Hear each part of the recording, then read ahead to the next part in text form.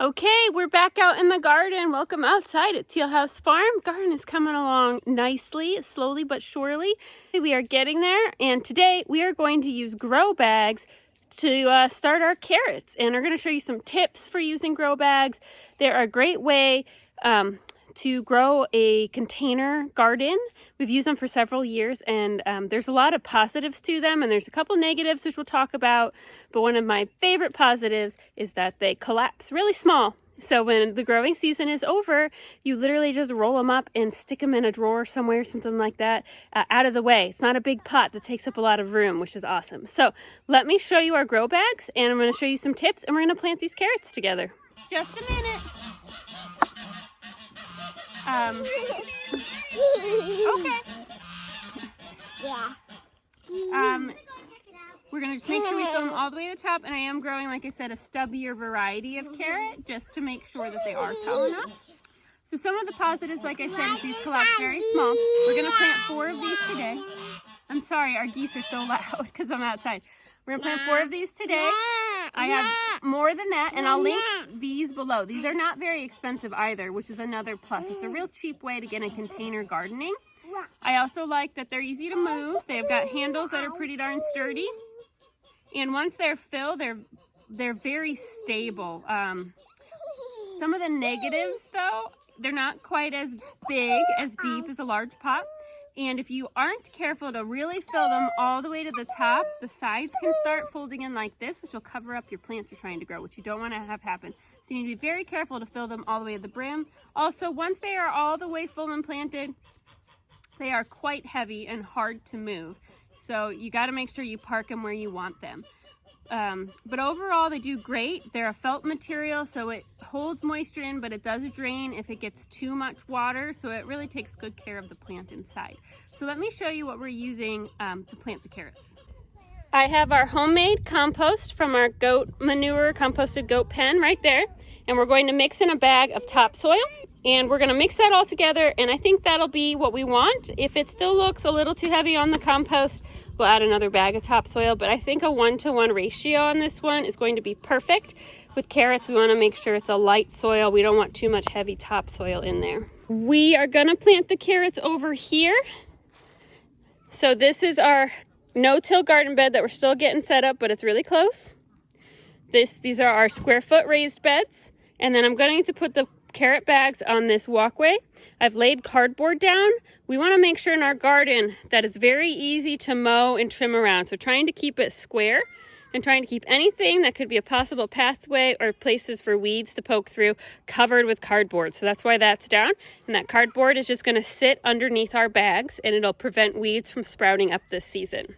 The biggest thing I've learned about container gardening in the times that I've done it is if you do not do the weed blocking with something, container gardening is more work than just putting plants in the ground, because there's no way to like mow around all those containers, and it's just a hot mess and it looks terrible. So make sure you do some sort of surface to block weeds.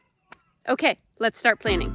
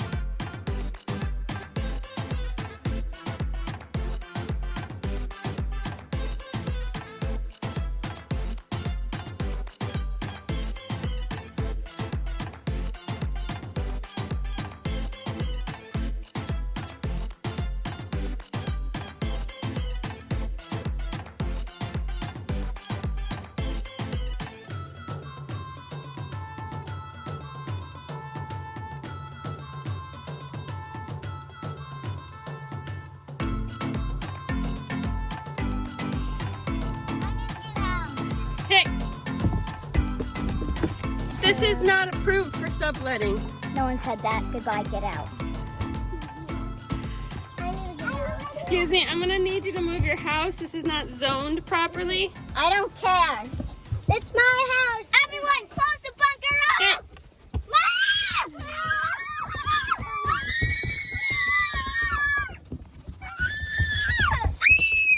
This residence definitely has too many people in it. This is a tray. You put it inwards and you eat on it. And this is also a window.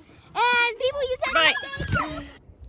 Okay, we now have everything filled. And like I said before, you want to try to fill them as close to the top as you can so that the sides don't collapse in on you. Here is what we're planting. These are specifically a container variety. They're also sometimes called half-longs. So it's going to be a stubbier carrot, but not quite as long, so it'd do really great in these cloth bags. So my planting technique, because carrot seeds are so tiny, is just sprinkle, and then I will come back and thin out when we get further along in the season. You will drive yourself absolutely crazy trying to get your carrot seeds evenly spaced because they're so tiny. Just hold it steady. I'm just going to sprinkle some seeds like that.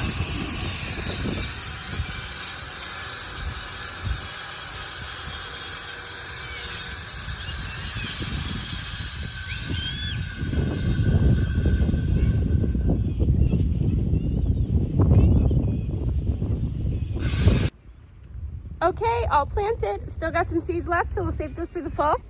Normally you'd go ahead and water your pots now, but it's going to rain if you can't tell by the wind and the sky pretty soon. So we're just going to pick up our mess and get inside and let the rain do its job.